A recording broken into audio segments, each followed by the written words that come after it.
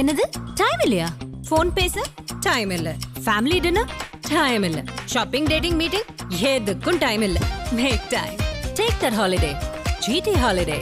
GT Holidays, South India's #1 travel brand. உண்மையாலுமே தாவேக்கால ஆதவர்ஜுன் அவர்கள் சேர போறாரா? விஜய் கட்சிக்கு ஒரு தேர்தல் ஸ்ட்ராட்டஜி ஒர்க்கு மட்டும் பண்றதாகத்தான் பேச்சு அடிபட்டு கொண்டிருந்தது. ஒரு கட்சியில நீங்க ஒரு பிரதானமான பொறுப்பை ஏற்றுக்கொண்டு பிறகு இன்னொரு கட்சிக்கு போய் தேர்தல் வேலை செய்ய முடியாது. ஸோ இதுல கூட்டி கழிச்சு பார்த்தீங்கன்னா அதுல ஏதோ ஒரு சின்ன சதி. திமுக கூட்டணி உடைத்தால் தான் அதிமுக வெற்றி பெறும், அல்லது விஜயை கொண்டு வந்தால் அதிமுக வெற்றி பெறும். ஸோ இது எல்லாமே பார்த்தீங்கன்னா ஏதோ பிரசாந்த் கிஷோர், ஆதவர்ஜுன், எடப்பாடி இந்த 3 பேரும் செய்த ஒரு ராஜதந்திர வேலையாகத்தான் பார்க்க வேண்டியிருக்கு. ஸ்கிரிப்டா சார் இதெல்லாம் நீ சொல்றத பார்த்தா அப்படிதான் தெரிய வருகிறது. கொஞ்சம் கொஞ்சமா விஜய் சுதாரிக்கிறார். நம்ம கட்சி ஆரம்பிச்சு வளரவே ஆரம்பிக்கல, அதுக்குள்ளே நீங்க போஸ்டிங் காசு வாங்குறீங்களா? போஸ்டிங் மட்டும் இல்ல, நீங்க வரவங்கள வர தடுக்கிறார்கள். யார் சார் விஜய் கட்சிக்கு யார் சார் வர தயாரா இருக்காங்க? காளியம்மாள் அங்க பேசி விட்டாருன்னு சொல்லியிருக்காங்க. உறுதியா தெரிஞ்சு விட்டது, அங்க போவதற்கு அதிக வாய்ப்பு இருக்கு. விஜய் கட்சிக்கு காளியம்மாள் போக வாய்ப்பு இருக்கா சார்? ஆமா, கண்டிப்பாக திமுக கூட்டணியில் இருக்கிற மனிதநேய மக்கள் கட்சி, தமிழக வாழ்வுரிமை கட்சி, விடுதலை சிறுத்தை, மார்க்சிஸ்ட், இந்த 4 கட்சிகளுக்கும் கடுமையான மன நெருக்கடி இருக்கிறது. அது கூட்டணியில கடைசி நேரத்தில் எப்படி பேஸ்ட் போட்டு ஒட்டி காப்பாற்ற போறான்னு தெரியாது. சேகர்பாபு சொன்ன மாதிரி அந்த பரிகாரங்கள் நாங்கள் செய்வோம்னு சொன்னாரு. அந்த மாதிரியான பரிகாரங்களா சார்? பரிகாரம் செஞ்சா அது எனக்கு தெரியல. ஆன்மீக விஷயத்துல எல்லாம் சொல்லலாம், சில பரிகாரம் செஞ்சால் எடுபடாத. நாம் தமிழரை கரைக்கக்கூடிய வேலையில திமுக இறங்கிட்டாங்களா சார்? திமுக எதுக்கு இறங்கணும்? இந்த விஷயத்துல நான் ஒரு விஷயம் தெளிவாக சொல்றேன். திமுக எதுக்கு இறங்கணும்? அந்த கட்சியை கரைத்து கொண்டு தனி மரமாக நிற்க போகிறவர் சீமான். மத்திய உள்துறை அமைச்சர் அமித்ஷாவுக்கு அண்ணாமலை சுத்தமாக பிடிக்கவில்லை என்று சொல்கிறார்கள். ஸோ அண்ணாமலைக்கு மாற்றாக யாராவது ஒரு தலித் பெண் தலைவரை நியமிக்கலாமா, அல்லது வேறொருவரை ஒரு ஆண் நியமிக்கலாமா என்ற பேச்சுவார்த்தை டெல்லியில் நடந்து கொண்டிருப்பதாக தகவல். ஆதனையர்களுக்கு அன்பு வணக்கம். இன்று நம்மோடு மூத்த பத்திரிகையாளர் திருமிகு குபேந்திரன் அவர்கள் இருந்துள்ளார். வணக்கம் குபேந்திரன் சார். வணக்கம் சார். தமிழ்நாடு அரசியல் களத்தில் சமீப நாட்களாக ஒரு புலிப்பாய்ச்சலை நிகழ்த்தியவர் ஆதவர்ஜுன் அவர்கள். விசிகாவிலிருந்து விலகிய பிறகு கொஞ்ச நாள் அமைதியாக இருந்தார். தற்போது விஜய் கட்சியில் சேர போகிறாரு, தவேக்காவில் ஆதவர்ஜுனா சேர போகிறாரு அப்படின்னு நேற்றுக்கு ஒரு பிரேக்கிங் நியூஸ். அது மட்டும் இல்லாமல் விஜய்க்கு ஸ்ட்ராட்டஜி ஒர்க் பண்ண போகிறாருங்கிற ஒரு செய்தியும் இருக்குது. இது எந்த அளவுக்கு சார் உண்மை? உண்மையாலுமே தவேக்காவில் ஆதவர்ஜுனா அவர்கள் சேர போகிறாரா? 2 விதமாக பேசப்படுகிறது. முதல்ல விஜய் கட்சிக்கு ஒரு தேர்தல் ஸ்ட்ராட்டஜி ஒர்க்கு மட்டும் பண்ணுறதாகத்தான் பேச்சு அடிபட்டு கொண்டிருந்தது. அப்புறம் திடீரென்று ஒரு அதிமுக போகிறார் அப்படிலாம் தகவல் வந்தது. அதிமுக சமீபத்தில் அந்த விளையாட்டு அணியை உருவாக்கி வச்சிருந்தாங்க, இளம் தலைமுறையினர் விளையாட்டு வீரர்கள் அணி. இது இவர் தான் பொறுப்பேற்க வேண்டியது. அந்த பொறுப்புக்கு போனால் அவர் எப்படி தேர்தல் வியூக பணிகளை செய்ய முடியும்? ஆனால் அந்த கம்பெனி இருக்கும், அந்த கம்பெனி யாருக்கு வேண்டுமானாலும் வேலை செய்ய முடியாது. ஒரு கட்சியில் நீங்கள் ஒரு பிரதானமான பொறுப்பை ஏற்றுக்கொண்டு பிறகு இன்னொரு கட்சிக்கு போய் தேர்தல் வேலை செய்ய முடியாது. ஸோ இதில் கூட்டி கழித்து பார்த்தீங்கன்னா அதில் ஏதோ ஒரு சின்ன சதின்னு சொல்லக்கூடாது, இது ராஜதந்திரம் அப்படின்னு வச்சுக்கலாம். என்ன சார் ராஜதந்திரம் இருக்கு இதுல? அதிமுகவில் சேர வேண்டிய ஒரு நபர், அவருக்காகத்தான் அந்த விளையாட்டு பிரிவு தொடங்கி இருப்பதாக ஒரு தகவல். இந்த நேரத்தில் அந்த பதவி டிசம்பர் மாதம் நடந்த பொதுக்குழுவில் அந்த அறிவிப்பாக வருது. ஆமாம், இளம் தலைமுறை விளையாட்டு அணின்னு. ஸோ அவருக்காக ஏற்படுத்தப்பட்ட அந்த பிரிவுன்னு சொன்னாங்க. அப்படி இருக்கிற சூழலில் அவர் ஏன் அதிமுகவில் சேரவில்லை ஒரு கேள்வி. இரண்டாவது, திடீரென்று விஜய் கட்சிக்கு தேர்தல் ஸ்ட்ராட்டஜி அப்படின்னாங்க. ஏற்கனவே ஜான் அவரேசாமி இருக்கிறார். ஆமாம், அப்போ இவரே அங்கே போனோம். ஸோ இதுதான் ராஜதந்திரம். எடப்பாடியோட ராஜதந்திரமா அல்லது விஜயோடைய ராஜதந்திரமா தெரியாது, இப்போதைக்கு தெரியாது. ஆனால் இது பின்னாடி என்ன விசாரித்தா என்ன சொல்கிறாங்கன்னா, விஜய் கூட்டணிக்கு வருவதற்கு விருப்பமில்லை என்று ஒரு தகவல் உலாவிக் கொண்டிருக்கிறது. அறிக்கையெல்லாம் விட்டாங்க, நாங்கள் அதிமுகவோட கூட்டணிக்கு போக மாட்டோம்னு பாண்டிச்சேரி ஆனந்த் ஒரு அறிக்கையெல்லாம் கொடுத்தாரு. ஆமாம், அந்த அறிக்கையை விடுறதுக்கு அழுத்தம் கொடுக்கப்பட்டு அறிக்கை வந்ததாக சொன்னார்கள். ரெண்டாவது, ரொம்ப ப்ரீமெச்சூர்டாக இருக்குது, அரசியல் இன்னும் சூடு பிடிக்கல, தேர்தல் 2026 ஏப்ரலில் தான் நடக்க போகுது, அதற்கு முன்பாகவே நம்ம கூட்டணி ஒப்பந்தம் போட்டுட்டோம்னா நம்ம ரொம்ப அடங்கி போயிடுவோம், அப்புறம் அதிமுக சொல்வதை தான் தாவேக்கா கேட்க வேண்டும், கொடுக்குற தொகுதிகள் தான் பெற வேண்டும், இப்படிலாம் ஒரு பேச்சு அடிப்பட்டது. ஸோ அதற்காக விடப்பட்ட அறிக்கை. ஆனால் அவர் முதல்ல கூட்டணிக்கு தயாரா என்று சொல்லிவிட்டார். ஆனால் அவர் தலைமையில் தான் கூட்டணி. ஆமா, நான் முதலமைச்சர், என் தலைமையில் வருகிற கூட்டணி கட்சிகளுக்கு அமைச்சரவையில் இடம், இப்படிதான் பேசினார். ஆனால் இதில் ஏதோ ஒரு சின்ன அண்டர்ஸ்டாண்டிங் அண்டர் கிரவுண்ட் நடந்திருக்கலாம். காரணம், இந்த ஆதவ் அர்ஜுன் திமுகவில் இருந்தார், விசிகாவில் இருந்தார். இந்த வெறும் தேர்தல் ஸ்ட்ராட்டஜியா மட்டும் இல்லை, 2 கட்சிகளிலும் வெளிப்படையாக எம்பி சீட் கேட்டு மறுக்கப்பட்டவர். எஸ், இந்த நிலையில் அவருக்கு ஒரு அரசியல் ஆசை இருப்பது வெளிப்படையாக தெரிகிறது. தேர்தல் வியூக வகுப்பாளர் எல்லாருக்கும் அரசியல் ஆசை இருக்கு. பிரசாந்த் கிஷோர் பீகார்ல என்ன நடந்துச்சு நமக்கே தெரியும். கட்சி தொடங்கி அவர் 4 தொகுதியில் நின்று பை எலெக்ஷன் டெபாசிட் கூட வாங்க முடியல, ரொம்ப கேவலமாக தோத்து போனார். ஆனால் அதுதான் இப்போ அந்த மாதிரியான நபர் ஒருவேளை பிரசாந்த் கிஷோர் கிட்ட போய் சொல்லியிருப்பாரு, தம்பி நான் தனி கட்சி தொடங்கி சின்ன பணம் ஆயிட்டேன், நம்ம கோச்சு தான், ஓட்டப்பந்தயத்தில் இருக்கணும் ஓட வைக்கலாம், நீச்சல் வீரர்னா நீச்சல் அடிக்க கற்றுக் கொடுக்கலாம், ஆனால் நம்ம பதக்கம் வாங்க முடியாது தம்பின்னு சொல்லியிருக்கலாம். ஒருவேளை அதை கேட்டு இவர் திருந்திருக்கலாம் என்று நான் நம்புகிறேன். ஓகே. ஸோ இந்த நிலையில் இவருக்கு என்னென்னா, போன வாரம் போய் பாட்னாவில் பிரசாந்த் கிஷோரை சந்திக்கிறார் ஆதவ் அர்ஜுன். சரி. அதன் பிறகு திடீரென்று போன சனிக்கிழமை பிரசாந்த் கிஷோர் சந்தித்து விட்ட பிறகு கடந்த சனிக்கிழமை ஆதவ் அர்ஜுன் விஜய் சந்திக்கிறார், நேற்றும் சந்திக்கிறார். இதில் என்னென்னா, கூட்டணிக்கு வர விருப்பமில்லாத விஜய் ஒருவேளை அவரை வேறு யாராவது டீல் பண்ணிடுவாங்க, திமுகவே தனியாக நிற்க வைக்கிற மாதிரி டீல் பண்ணிட்டாங்கன்னா அதிமுக ரொம்ப கஷ்டமாயிடும். ஆமாம். ஸோ அதனால் நான் கார்னர் கான்டெஸ்ட் திமுக ஈஸியாக ஜெயிச்சிருவாங்க. ஆமாம், இல்லை திமுக கூட்டணி ஸ்ட்ராங்காக இருக்கிற வரை. ஆமாம் ஆமாம், எத்தனை காரணம் இல்லை, திமுக கூட்டணி உடையாத இருக்கிற வரை திமுகவுக்கு வாய்ப்பு. ஏன்னா எதிரிகள் பெரிய பலமாக இல்லை, பிரிஞ்சு வேற இருக்காங்க. ஆனால் பிரசாந்த் கிஷோர் என்ன பண்ணுவார்னா, திமுகவுக்காக வேலை செய்தவர், திமுக கூட்டணியில் எல்லா கட்சியும் டீல் செய்தவர். அப்போது ஆனால் அதிமுக வேலை செய்யறதுக்கு இப்போ ஒப்பந்தம் போட்டாங்க, பேமெண்ட் பேசியாச்சு, அக்ரிமெண்ட் சைன் ஆயிடுச்சு. ஸோ இந்த நிலையில் அதிமுக வெற்றி பெற வைப்பதற்கு பிரசாந்த் கிஷோர் என்ன தகுதித்தங்களை செய்வார் என்று நம்ம யோசிக்கணும். அதுதான் யூகிக்கிறோம்.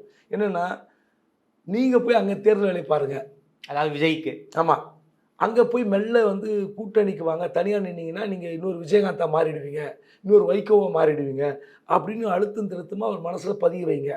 மெல்ல மெல்ல அவர் மனதை கரையுங்கள். கரைத்த பிறகு அவர் அப்படியே ஒருவர் எங்கே போகலான்னு கேட்பார். என்னுடைய தலைமையில் ஒரு கூட்டணி அமைக்கலான்னு சொல்லுவார். அப்போது ஒருவேளை அவர் தலைமையில் கூட்டணி அமைத்தாலும் பரவாயில்லை, ஒரு 4-5 கட்சி கொண்டு போய் நிறுத்தணும். விசிகா, மார்க்சிஸ்ட்டு, மனிதநேய மக்கள் கட்சி, வாழ் உரிமை கட்சி, இப்படி ஒரு கட்சிகளை பிரித்து கொண்டு போவதற்கு நம்ம ஸ்ட்ராட்டஜி ஒர்க் பண்ணணும். இல்லை என்றால் அதிமுக பக்கம் விஜய் கொண்டு வரணும். அப்போ இது எப்படின்னா, திமுக கூட்டணி உடைத்தால்தான் அதிமுக வெற்றி பெறும். ஆமாம். அல்லது விஜயை கொண்டு வந்தால் தான் அதிமுக வெற்றி பெறும். ஸோ இது எல்லாமே பார்த்தீங்கன்னா, ஏதோ பிரசாந்த் கிஷோர், ஆதவ் அர்ஜுன், எடப்பாடி இந்த 3 பேரும் செய்த ஒரு ராஜதந்திர வேலையாகத்தான் பார்க்க வேண்டியிருக்கு. ஸ்கிரிப்டா சார் இதெல்லாம் நீ சொல்றத பார்த்தா அப்படிதான் தெரிய வருகிறது. ஓகே, நம்ம எல்லாத்தையும் நமக்கு ஓரளவு உண்மை தெரியும். ஓகே, ஆதவ் அர்ஜுன் பார்த்தாங்களா இல்லைன்னு நமக்கு தெரியும். சனிக்கிழமை பார்த்தா, நேற்று பார்த்தார், அவ்வளோதான். அதன் பிறகு சில தகவல்களை நம்ம கேட்டு பெற முடியும். பட் எல்லாத்தையும் 100% அப்படியே இன்டாக்டாக வாங்கி சொல்ல முடியாது. ஆமாம், அதான் பத்திரிகையாளர் வேலை. இந்த நிலையில் என்னன்னா, இதற்காகத்தான் ஆதவ் அர்ஜுன் இங்கே போயிருக்க முடியும் என்று நான் நம்புகிறேன். என்னன்னா, ஒரே கட்சியில் 2 தேர்தல் வியூக வகுப்பாளர்கள் இருக்க முடியுமா? முடியாது. ஏன்னா ஜான் ஆரோக்கியசாமி அங்கே இருக்கிறாரு. ஏற்கனவே பாட்டாளி மக்கள் கட்சி வேலை பார்த்தவர், சீமானுக்கு வேலை பார்த்திருக்காரு. மாற்றம், முன்னேற்றம், அன்புமணின்னு போட்டு ஒரு ஸ்ட்ராட்டஜி போட்டு ஒரு பரபரப்பு உண்டு பண்ணவர் தான் ஜான் ஆரோக்கியசாமி. ஆனால் அவர் என்னென்னா, விஜய் கட்சி எப்படியாவது சீமான் கட்சியோட கூட்டணி வைக்க வேண்டும் என்று ஒரு அண்டர் கிரவுண்ட் வேலை பார்த்தார். ஓகே, அதை தான் எக்ஸ்போஸ் ஆயிட்டார். அது ஆடியோ வெளி வந்தது. அப்புறம் இப்போ கட்சி பதவிகளுக்கு பணம் வாங்கி கொண்டு போடுகிறார்கள் என்று எல்லாம் பேச்சு வந்தது. கொஞ்சம் கொஞ்சமாக விஜய் சுதாரிக்கிறார். நம்ம கட்சி ஆரம்பிச்சு வளரவே ஆரம்பிக்கல, அதுக்குள்ளே நீங்கள் போஸ்டிங்கு காசு வாங்குறீங்களா? போஸ்டிங் மட்டும் இல்லை, நீங்கள் வரவங்கள வர தடுக்கிறார்கள். யார் சார் விஜய் கட்சிக்கு யார் சார் வர தயாராக இருக்காங்க? திமுகவில் இருக்கிற முன்னாள் நகரமன்ற செயலாளர்கள், ஒன்றிய செயலாளர்கள், ஓகே, பதவி இல்லாதவர்கள் வர தயாராக இருக்கிறார்கள். நாம் தமிழர் கட்சியிலிருந்து விலகியவர்கள் பேச்சாளர்கள். நீ கூட ஒரு சொல்லியிருக்கேன், காளியம்மாள் அங்கே பேசி விட்டார் என்று சொல்லியிருக்கேன், உறுதியாக தெரிந்து விட்டது. அங்கே போவதற்கு அதிக வாய்ப்பு இருக்குது. விஜய் கட்சிக்கு காளியம்மாள் போக வாய்ப்பு இருக்கா சார்? ஆமாம், அதிக வாய்ப்பு இருக்குது. பேசி ஒரு சுற்று பேச்சுவார்த்தை முடிந்து விட்டது. அதே மாதிரி நத்தம் சிவசங்கரன், இப்படி பல தரப்பட்ட நபர்கள் வருவதை இவங்க வரவங்களை வாங்கன்னு சொல்லாமல் இன்டர்வியூ எடுக்கிறாங்க. நீங்கள் ஏன் வர விரும்புகிறீங்க? முதல் கேள்வியே தப்பு. வேட்பாளர் இன்டர்வியூவா இது? எங்க உங்ககிட்ட நான் வரேன்னா வாங்க, அணைச்சிக்கணும், அவ்வளோதான். அதுக்கு எதுக்கு வருவாங்க? பதவிக்கு தான் வருவாங்க. எம்எல்ஏ எம்பி ஆகணும் தான் வருவாங்க. அரசியல் வந்து சேவை செய்ய போகிறோன்னு நெஞ்சில் பச்சை குத்திக்கிட்டு மாறு கழிச்சு காப்பாங்களா? ஒன்று அதான் சொல்கிறேன், இவங்க வர தடுப்பதே வந்து விஜய்க்கு ஒரு நெருங்கிய வட்டாரத்தின் மூலமாக தெரிவிக்கப்பட்டு விட்டது. ஓகே. ஸோ நம்ம சுற்றி இருக்கிற நபர்கள் நமக்கு வந்து ஆதரவாக இருக்கிறார்களா எதிராக இருக்கிறாங்கன்னு தெரியல, லேட்டாக தெரிஞ்சிருச்சு. அதனால தான் இப்போ 19 மாவட்ட செயலர் முதல்ல வெளியிட்டார், நேற்று ஒரு 19, ஆமாம், கிட்டத்தட்ட 38 பேர் போட்டாங்க. இன்னும் ஒரு 80 பேர் பக்கமாக வர வேண்டியிருக்கு, 82 பேர், 120 மாவட்ட செயலர்கள். இப்போ என்னென்னா இவர் தனிப்பட்ட முறையில் எல்லோரோடும் பேசுவதற்காக 2-3 பிஏக்கள் வைத்திருக்கார்கள். இப்போ அதை வந்து ஆதவ் அர்ஜுன் வந்து அவர் சொன்னார், நானே உங்கள் கட்சியில் வருவதை தடுக்குவதற்கு ஏற்பாடு நடந்தது. அதான் விஜய் ஷாக் ஆகிட்டார். அதுக்கப்புறம் தான் பார்த்தார். இப்போ ஒரு கட்டத்தில் இப்போ ஆதவ் அர்ஜுன் உள்ளே வந்தால் அங்கே இருக்கிற பொதுச் செயலாளர் ஆனந்துக்கு என்ன நிலைமை, ஜான் ஆரோக்கியசாமிக்கு என்ன நிலைமை, இதெல்லாம் பார்க்கணும். கண்டிப்பாக ஒரு பெரிய ஆதவ் அர்ஜுன் வந்து என்னென்ன 2 கட்சியில் பட்ட அவமானங்கள், திமுக 2 கட்சியில் ஏற்பட்ட ஏமாற்றங்கள், இதுக்கு உடனே ரியாக்ட் பண்ணாமல் நான் யாருன்னு ப்ரூவ் பண்ண வேண்டிய கட்டாயத்தில் இருப்பார். இப்போ அவர் அரசியல் ஆசை இல்லைன்னு சொல்ல மாட்டேன், ஒரு 50% குறைச்சிருக்கலாம். நான் ப்ரூவ் பண்ணிவிட்டு நான் விஜய்கிட்ட கேட்கலான்னு நினைக்கலாம். ஸோ கடுமையான ஒரு சவாலை திமுகவுக்கும் மற்ற கட்சிகளும் தருவதற்கு ஆதவுக்கு அதிக வாய்ப்பு இருக்குது. ஓகே, அதாவது இந்த ஸ்கிரிப்ட் வந்து பிரசாந்த் கிஷோர் போட்டிருக்காரு, அதை வந்து ஆதரிச்சுனா விஜய் கட்சியிலேருந்து விஜயுடைய மனதை கரைத்து அதிமுக கூட்டணி உருவாவதற்கு இவ்வளோ பெரிய பேக்ரவுண்ட் ஒர்க் நடந்துகிட்டு இருக்கா சார்? அதிக வாய்ப்பு இருக்குது. ஓகே சார், நடக்காமலும் போகலாம். ஆனால் ஒரு முயற்சி. ஏனென்றால் அதாவது எடப்பாடி என்ன சொல்றார் தன்னுடைய 2ஆம் கட்ட தலைவர்கள்கிட்ட, எவ்வளோ பேர் அவர் மனதில் இருப்பது யாரும் தெரிந்து கொள்ள முடியவில்லை, ரொம்ப அழுத்தமாக இருக்கிறார். என்னன்னா நீங்களாம் வேலை பாருங்க, நாம ஜெயிச்சிடலாங்கிறாரு, நீங்கள் முதல் வேலை பாருங்க, நான் மற்றது நான் பார்த்துக்கிறேன். எந்த விஷயத்தையும் சொல்ல மாட்டேங்கிறார், பகிரவே மாட்டேங்கிறார். 2ஆம் கட்ட நெருக்கமாக இருக்கிற வேலுமணி, நத்தம் விஸ்வநாதன், யார் கேட்டாலும் சொல்ல மாட்டேங்கிறார். சரி. ஸோ அதனால் அவர் வேறு பிளானில் இருக்கார், ரகசியமாக வேலை செய்து கொண்டிருக்கார். ஏன்னா சொன்னால் வெளியே போயிடும், கெட்டு போயிடும். எப்படி பாட்டாளி மக்கள் கட்சி நாடாளுமன்ற தேர்தல் நம்மக்கிட்ட வருவதை தள்ளி வைத்து விட்டார்களோ, அந்த மாதிரியான செயல் இனிமேல் நடக்கக்கூடாது என்பதில் எடப்பாடி ரொம்ப தெளிவாக இருக்கார். Okay sir. ஸோ அதனால் அவர் எந்த வியூகத்தையும் வெளியே சொல்கிறதில்ல, தன்னுடைய கட்சியினுடைய நெருங்கிய சகாக்கள் கிட்டேயே சொல்லலைன்னா பார்த்துங்க. ஆனால் ஜூலை மாதம் ஆகஸ்ட் மாதம் தொடங்கி அவருடைய அதிரடி இருக்கும் என்று சொல்லப்படுகிறது. ஓகே. ஸோ அதனால் அதுக்கான தேர்தல் வேலைகளை செய்வார். ஆனாலும் சமீபத்தில் வந்து எடப்பாடி மகனவர்கள் டெல்லி போய் பாஜக பிரமுகர்களை பார்த்தாங்க, பாஜக அதிமுக கூட்டணி உருவாவதற்கு இங்கே ஒரு லாபி வேலை பார்த்துக்கிட்டு இருக்கு அப்படிங்கிற செய்திகளும் கசிய விடப்பட்டுக்கிட்டே இருக்கு. சரி, அந்த சைடும் ஒருவேளை விஜய் நமக்கு வரவில்லை என்றால் பாஜக நோக்கி போலாங்கிற மைண்ட் செட்டில் வந்து எடப்பாடி இருக்காரா என்ன? எனக்கு தெரிந்தவரை எடப்பாடி பாஜகவுடன் போவாரா அப்படின்னா 90% நான் நம்ப மறுக்கிறேன். ஓகே. எடப்பாடி அந்த தவறை செய்ய மாட்டார் நம்புறேன். பாஜகவும் அதிமுகவும் கூட்டணி வரவே வராதுன்னா உறுதியாக சொல்ல முடியாது. 90% வர வாய்ப்பில்லை. ஆனால் எடப்பாடிக்கு விருப்பம் இல்லை. எடப்பாடிக்கு. ஆனால் மற்ற தலைவர்கள் கொடுக்குற அழுத்தம், ஒருவேளை பாஜக வேற பிளான் ஏ பிளான் பின்னு வச்சுப்பாங்க. இப்போ வந்து அண்ணாமலை எடுத்துட்டு அண்ணாமலை தலைவராக இன்னும் அறிவிக்கப்படலை. 20 வரும், 24 வரும்னாங்க, இதுவரை அறிவிக்கப்படவில்லை. ஒருவேளை வேற தலைவர் வந்து அந்த தலைவர் அப்படியே களத்தில் இறக்கி அதிமுகவோட உறவாடி ஏதோ ஒன்று பண்ணி கூட்டணி உருவாவதற்கு வாய்ப்பு இருக்குது. ஒரு தலைவர் மாறுகிற பட்சத்தில் அது கூட நடக்குமா நான் உறுதியாக சொல்ல மாட்டேன். ஆனால் திமுக கூட்டணியிலிருந்து சில கட்சிகளை பெயர்த்து எடுப்பதற்கு ஏதோ ரகசிய வேலைகளை செய்து கொண்டிருக்கிறார் எடப்பாடி. அது மட்டும் எனக்கு தெரியும். சமீப காலமாக வேல்முருகன் அவர்கள் திமுக மீது ரொம்ப அதிருப்தியாக இருக்காரு. திருமாவர்கள் ஒரு ஸ்டேட்மெண்ட்டே கொடுக்குறாரு, திமுக கூட்டணியில் இருக்கும் ஆனால் வந்து மனநிறைவோடு இல்லைங்கிறாரு. இன்னொரு பக்கம் சிபிஎம் வந்து ரியாக்ட் பண்ண வேண்டிய விஷயத்தில் ரொம்ப காட்டமாக ரியாக்ட் பண்ணிக்கிட்டு இருக்காங்க. உள்ளுக்குள்ள பிரச்சனை இருக்கா சார் திமுக கூட்டணிக்குள்ள? திமுக கூட்டணியில் பிரச்சனை இப்போ தான் நீங்கள் சொல்கிறீங்க. நேற்று கூட பேசியிருக்காருல திருமா, கூட்டணியில் இருப்பதால் நாங்கள் ஒரு மனநிறைவோடு இல்லை, வலிகளோடு இருக்கிறோம், ஏமாற்றத்தோடு இருக்கிறோம், கடும் பிரச்சனைகள் சந்திக்கிறோங்கிறார். நான் என்ன கேட்குறேன், நான் வெளிப்படையாக கேட்குறேன், திருமாவளவனுக்கு என்னென்ன பிரச்சனைகள், அரசியல் ரீதியான பிரச்சனைகள் என்னென்ன பட்டியல் போடுவாரா? செய்ய மாட்டார். அவர் கேட்கிற கோரிக்கைகளை நிறைவேற்றுகிற அரசாக திமுக இருக்கிறது. வெளிப்படையாக பேசுகிறேன். அவர் சிபாரிசு செய்த ஒரு முன்னாள் நீதிபதிக்கு ஒரு உயர் பதவி கிடைக்கிறது. அவர் ஓய்வு பெற்ற ஒரு அதிகாரிக்கு சிபாரிசு செய்த பிறகு தமிழ்நாடு அரசின் ஒரு அங்கத்தில் மிகப்பெரிய பதவி இப்போ 2 வாரத்தில் கிடைக்கிறது. திருமாவளவன் வந்து காப்பாற்றுவதற்கும் அவர் கோரிக்கை வைத்தால் நிறைவேற்றுவதற்கும் திமுக இறங்கி வேலை செய்யுது. ஓ திமுக கேக்குறாங்க. திமுக தலைவர் ஸ்டாலின் இறங்கி வேலை பார்க்கிறார். அதுதான் வேல்முருகனுக்கே கோபம். ஓ அவர் செய்கிற சிபாரிசு எடுபடுகிறது, நான் கேட்டு அதுவும் செய்ய மாட்டேங்கிறீங்க. நான் அந்த கூட்டணிக்கு வருவதற்காக நான் என்ன வேலையெல்லாம் செய்தேன், நான் வந்தால் என்னை எப்படி நீங்கள் பார்த்துக்கொள்வதா சொன்னீர்கள், ஏன் செய்ய மறுக்கிறீங்கன்னா வேல்முருகன் கேட்டுக்கொண்டே இருக்கிறார். சரி, அவர் தமிழக வாழ்வுரிமை கட்சி வந்து எப்படி பலப்படுத்த வேண்டும், பாட்டாளி அவர் மட்டும் ஒருவேளை அவர் சொன்ன திட்டங்கள் படி திமுக கையில் எடுத்திருந்தால் அவரை பாட்டாளி மக்கள் கட்சி பாதி வந்து கரைத்திருப்பார் என்று அவர் சொல்கிறார். நடக்குமான்னு தெரியல. ஆளுங்கட்சி நினைத்தால் ஒரு கட்சி எப்படி கரைக்க முடியும் நம்ம பல முறை பார்த்துருக்கோம், பல சந்தர்ப்பங்கள் நடந்திருக்கிறது. அப்படிப்பட்ட சூழலை வேல்முருகனை வைத்து செய்திருக்க முடியும் என்று அவர் நம்புகிறார். அதுதான் வேல்முருகன் கோபம். என்ன பயன்படுத்தலை, என்ன ஒத்த எம்எல்ஏ அசிங்கப்படுத்துறாங்க, டீ கொடுக்குறாங்க, காஃபி கொடுக்குறாங்க, நான் எது கேட்டாலும் அமைச்சர்கள் செய்ய மாட்டேங்கிறாங்கன்னு சொல்றாரு. அதுதான் திருமா சொல்வது நடக்கிறது. ஆனா அப்படிப்பட்ட திருமாக்கே வலி இருக்கிறது, ஏமாற்றம் இருக்கிறது என்றெல்லாம் சொல்கிறார். அப்போ அதை விட பாதிக்கப்பட்ட வேல்முருகன், தமிழ் வாழ்வுரிமை கட்சி தலைவர் வேல்முருகனுக்கு எவ்வளவு பாதிப்பு இருக்கும், மனிதநேய மக்கள் கட்சிக்கு என்ன பாதிப்பு இருக்கும். இப்போ முஸ்லீம் லீக்கு வக்ஃபு வாரி பதவி தூக்கி கொடுத்தாங்க. ராமநாதபுரம் எம்பி நவாஸ்கனிக்கு அந்த பதவியை மனிதநேய மக்கள் கட்சி கேட்டுக்கொண்டே இருந்தது. நீங்க கூட்டணியில் இருப்பதாக அவங்க 3 சீட்டு கொடுத்தாங்க சட்டமன்ற தேர்தலில். 3 சீட்டும் தோத்தவங்க தான் முஸ்லீம் லீக். இவங்க 3 கொடுத்து 2 ஜெயிச்சிருக்காங்க.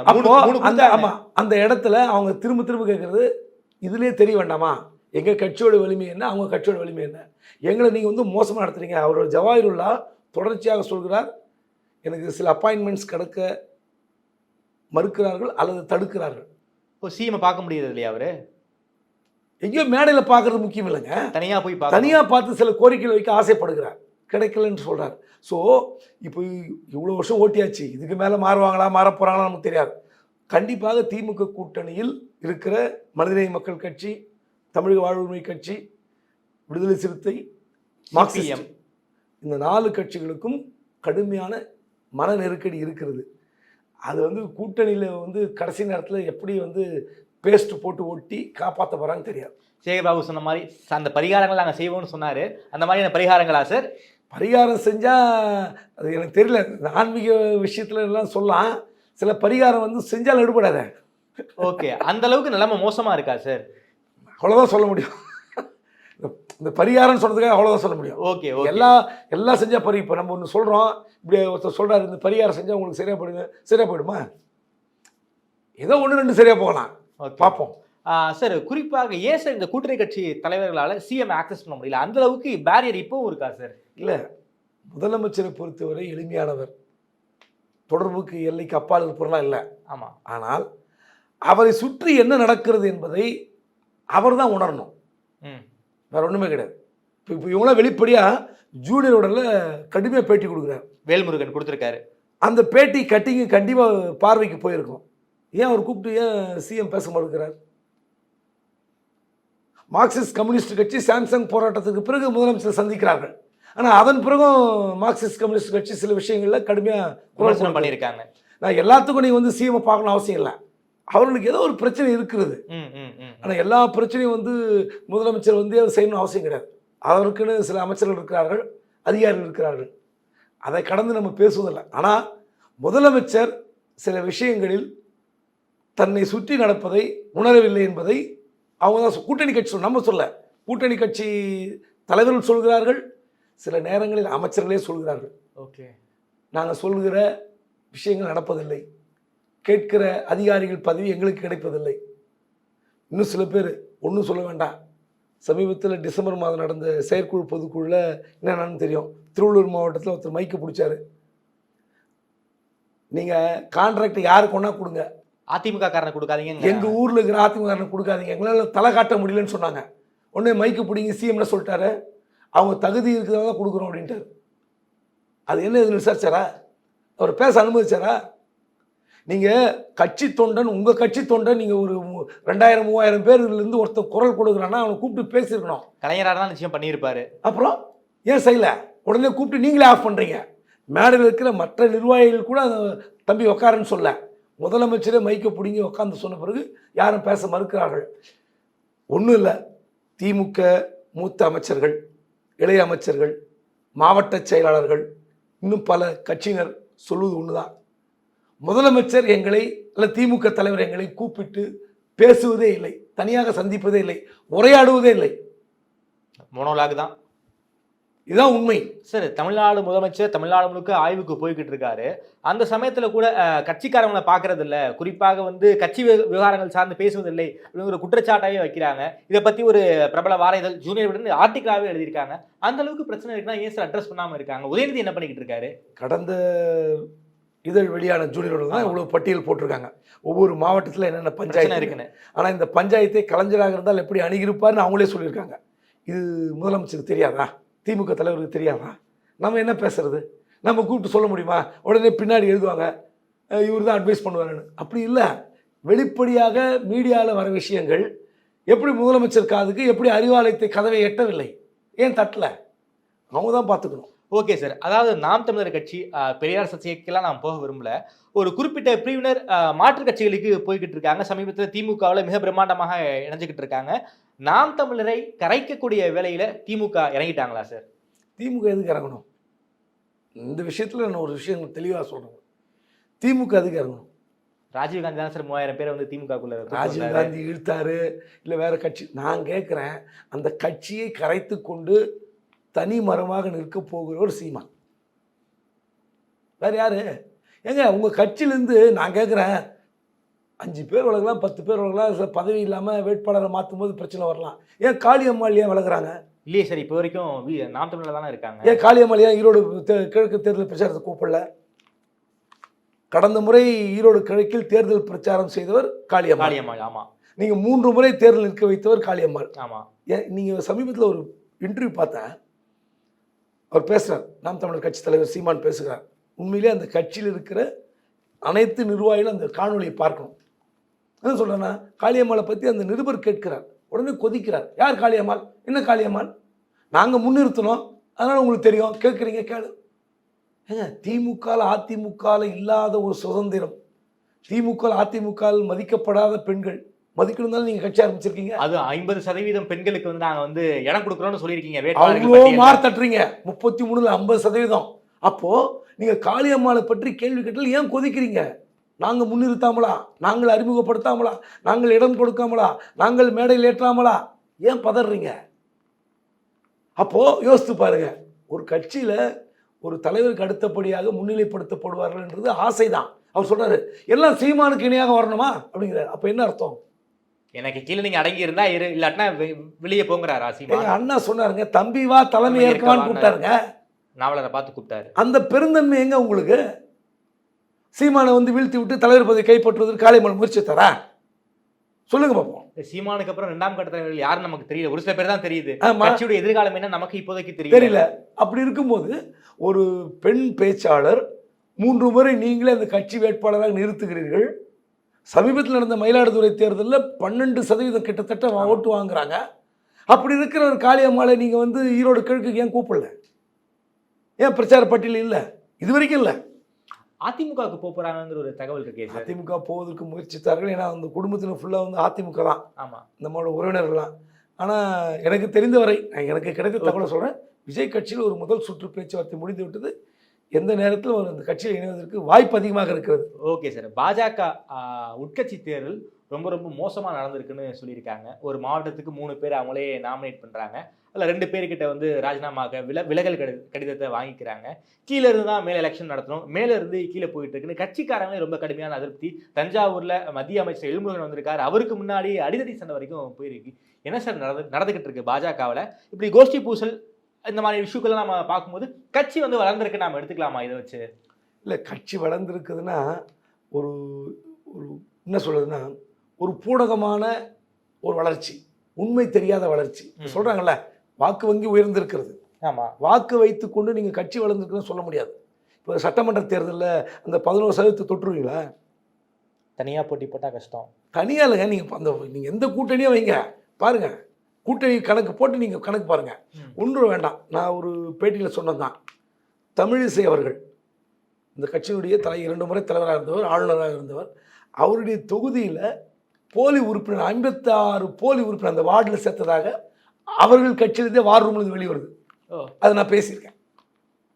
56 பேர் போலி உறுப்பினர்கள், முகவரி தப்பு, அட்ரஸ் தப்பு, பெயர் தப்பு, எல்லாமே இருக்குது. அப்போது அந்த அம்மாவையே கீழே தரவங்க ஏமாற்றிருக்கிறாங்க. இந்த விஷயத்தை வேறு யாரும் இல்லை, அந்த வார் ரூமில் அக்சஸ் யார் அக்சஸ், அண்ணாமலை கோஷ்டி, கேசவநாயகம், இவங்க 2 பேரும் வெளியிட்டிருக்க முடியும். தமிழிசை அவர்கள் தமிழ்நாட்டில் அரசியல் செய்யக்கூடாது என்று வெளியிட்டிருக்கலாம். அதை விட முக்கியமான உண்மை, அந்த அம்மா சரி பார்க்கல.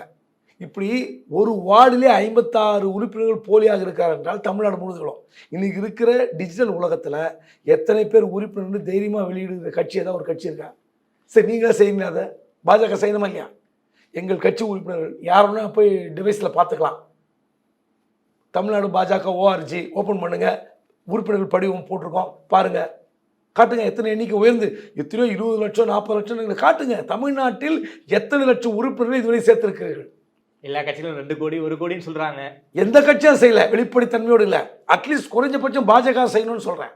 ஏன்னா இப்போ வளர்ந்துருக்குன்னு சொல்கிறீங்களே, 11% வளர்ந்துருக்கிற ஓட்டு வங்கியை பெற்றிருக்கிற ஒரு கட்சி ஏன் காட்ட மாட்டேங்கிறீங்க? அதனால் இந்த உறுப்பினர்கள் சேர்க்கை, மாவட்ட தலைவர்கள் வந்து பஞ்சாயத்து, இதெல்லாம் எல்லா கட்சியும் இருக்கிறது தான். பாஜகவில் இப்போ கேட்டீங்கன்னு வச்சு அண்ணாமலை சொல்லுவார், ஜனநாயகத்தன்மையோடு சண்டை போட்டுக்கிறாங்கண்ணே அப்படிம்பாரு. அதனால் அவர்கிட்ட போய் நீங்கள் கேட்டால் விளக்கம் வருமா? அந்த கட்சி வளர்ந்திருக்கிறதா இல்லையா என்பது 2026 நிச்சயமாக தெரியும். மாநில தலைவர் நியமனம் ஏன் சார் ரொம்ப தள்ளி போய்கிட்டே இருக்கு பாஜகவை பொறுத்த வரைக்கும்?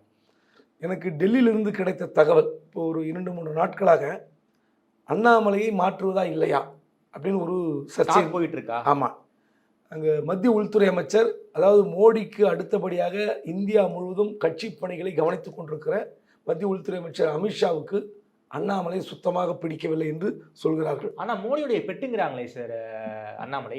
மோடியுடைய அலுவலகத்தில் அண்ணாமலையுடைய பேட்ச் மட்டும் ஒருத்தர் வேலை செய்கிறார். சரி, அவரை வைத்துக்கொண்டு பவர் பாயிண்ட் பிரசன்டேஷன், இந்த கிராஃப் ஏறது இறங்குறது, அடுத்த 2 வருடங்களில் தமிழ்நாடு பாஜக எப்படி வளரும், ஆட்சியை பிடிக்கும், 60 எம்எல்ஏக்களை பிடித்து விடும், இப்படிலாம் போட்டு கிராஃப் போட்டு கையில் டெய்லி மோடியை ஃபீட் பண்ணுறாரு. மோடிக்கு வந்து இந்த கிம்மிக்ஸ்லாம் பிடிக்கும். எப்படின்னா இந்த பவர் பாயிண்ட் ப்ரெசன்டேஷன், ஏதாவது ஒரு தமிழ்நாட்டில் வந்து ஒரு இரிட்டேஷன் பாலிடிக்ஸு அது பண்ணாக்கா தமிழ்நாடு முழுவதும் அண்ணாமலை பேசுகிறோம், நம்மளும் பேசுகிறோம். அப்போது இதெல்லாம் வந்து அங்கே ஃபீட் பண்ணிட்டே இருக்காங்க. மோடிக்கு பிடிக்கிறது, அமித்ஷாவுக்கு பிடிக்கல. ஏன்? 2வது, இத்தனை ஆண்டு காலமாக ஆர்எஸ்எஸ் வந்து அண்ணாமலையை வந்து உயர்த்தி பிடித்தது. இப்போ சமீப நாட்களாக ஆர்எஸ்எஸ் தயங்கி கொண்டிருப்பதாக தகவல். ஸோ அண்ணாமலைக்கு மாற்றாக யாராவது ஒரு தலித் பெண் தலைவரை நியமிக்கலாமா? எனக்கு கிடைத்த அவர் உறுதியாக சொல்லலை. தலித் பெண் தலைவரை நியமிக்கலாமா அல்லது வேறொருவரை ஒரு ஆண் நியமிக்கலாமா என்ற பேச்சுவார்த்தை டெல்லியில் நடந்து கொண்டிருப்பதாக தகவல். ஓகே சார், இதையும் மீறி அண்ணாமலை மீண்டும் தலைவராகலாம். மொத்தம் 3 ஆப்ஷன் இருக்கு. ஆமாம். ஓகே சார், சமீபத்தில் ரெய்டு என்பது வேலூரில் போயிருக்கு. திமுக தலைமையே அவங்க அந்த குடும்பத்தை வந்து கைவிட்டதாக தகவல். குறிப்பாக எந்த ஒரு ஆக்சஸும் இல்லை, சிஎம் கூப்பிட்டு வச்சு கூட பேசல அப்படிங்கிற மாதிரியான சில வருத்தங்கள் இருப்பதாக தகவல். அது உண்மையா சார்? யாரும் சொன்னது? ரைடு நடந்த உடனே அந்த வீட்டில் காட்பாடியில் இடி ஆஃபீஸஸ் போகும்போது யாருமே இல்லை. அந்த நேரத்தில் கதிர் ஆனந்த் எம்பி துபாய் போயிட்டார் குடும்பத்தோட. அமைச்சர் துரைமுருகன் சென்னையில். உடனே அமைச்சர் துரைமுருகனை சிஎம் கூப்பிட்டு செக்ரட்டரியில் உட்காந்து பேசி, நீங்கள் போக வேண்டாம், அங்கே இருக்கிற ஆளை வச்சே கதவை தரங்க அப்படின்னு சொல்லி திறந்து காமிச்சிட்டாங்க.